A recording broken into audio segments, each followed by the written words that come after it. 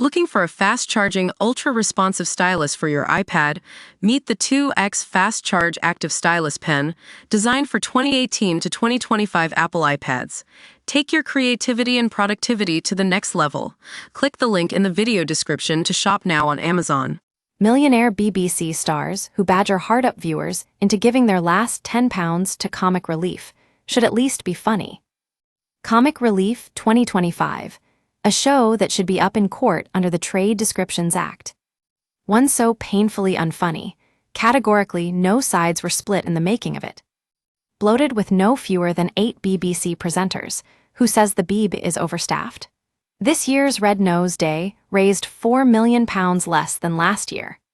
While $34 million is laudable, and let's not forget every pound spent goes on charitable projects, it pales in comparison to, say, 2011's telethon that raised a whopping $108 million, aka the glory days. When the hosts were funny, the skits original, the singers anarchic. Instead, on Friday night, we had Carol Decker singing, followed by a 16-year-old sketch from James Corden, EastEnders, Phil Mitchell depressed in a mental health unit, and two blokes from the Inbetweeners dressed up as Noel and Liam Gallagher in a scene that was genuinely so cringe, I had to turn over and watch England v Albania on ITV. So apologies if the last 45 seconds of James Buckley and Joe Thomas's act were unadulterated comedy platinum, I wouldn't know. Although unlikely, judging by these X-reviews. That Oasis sketch on Comic Relief might just be the worst thing I've ever seen on TV, and, jaw-droppingly bad, can't believe someone signed this off. Yep, I was better off seeing England passing sideways. Even Comic Relief's co-founder, Sir Lenny Henry, has given up flogging this limp donkey, merely appealing to viewers over a pre-recorded VT to part with their hard-earned cash. And this, naturally, is part of the problem. In a cost-of-living crisis, one that shows no imminent sign of abating under labor, it will never not be galling to see 8 millionaires instructing us to give their last tenner. Or, as one user on Reddit remarked, I do support the cause, but at the same time I would kind of like to have electricity on at home next week. F*** and sell your spare Ferrari or something. And thanks to the Captain Tom Moore saga, you poor ers paid for tiles in his family's swimming pool. People are increasingly viewing charities as big business.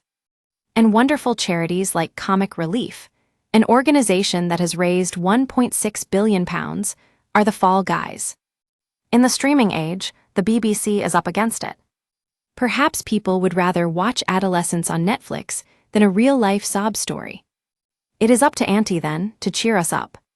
Throw everything at it, not just Alesha Dixon, Joel Dommett and Jonathan Ross awkwardly reading an auto-cue. The best moment of the night, a recap of Jamie Lang's astonishing 5-day ultramarathon, which raised over £2 million, was truncated to a couple of minutes long. That unlikely superhero deserved so much more. Red Nose Day used to be a huge deal, a water cooler moment, and something we'd excitedly stay home to watch. It was a TV event. Kids would queue up around the block to buy their noses. Today, red noses are available to buy on Amazon for £2.50, or £60 for a collector's box. Because nothing says charity starts at home like an American trillionaire's e-commerce company, flogging plastic snouts. There were some touching moments in the show, like Davina McCall reflecting on her recent surgery to remove a brain tumor, but too few of them. An event that used to feel like such a special, one-off televisual takeover, now feels like any other day of the week. Finishing his charity appeal, Sir Lenny said, "Please keep doing what you can to help, because doing good never gets old." Sadly, the same couldn't be said for Comic Relief's gags. Oxymoron of the weak care of Antonio Murillo, bless him. The Brave Sun Club interviewee revealed his wife, Ijiro, had paid for him to use escorts due to their ailing sex life, and his micropenis. Gamely, he said, "I have a micropenis, just 3.5 inches when erect, which, while never an issue before, suddenly felt like the elephant in the room." Toy elephant, perhaps. Now I can understand why Cristiano Ronaldo, Justin Bieber, Nick Jonas, David Beckham and David Gandy have underwear deals. But the decision to give Kyle Walker, a man never so happy as when out of his pants, I cannot. Bafflingly, AC Milan's serial shagger has landed a contract to feature in Hugo Boss's new campaign. What woman in her right mind would buy her partner wife fronts associated with that love rat?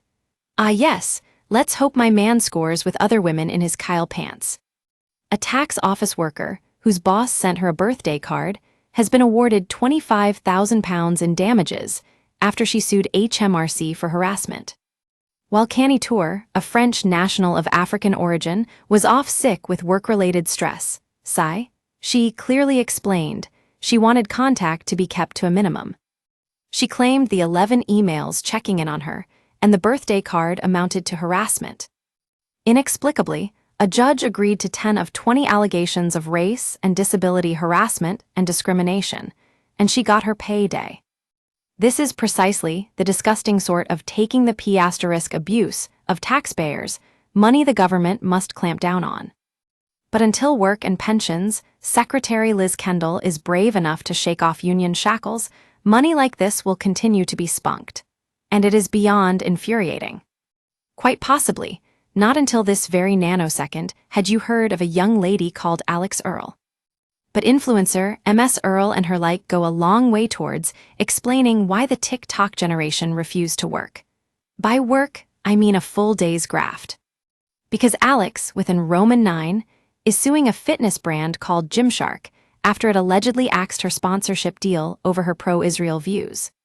Court filings claim Gymshark agreed to pay her $1 million for 3 TikTok videos and a draining 4 vids on Instagram, to be fair.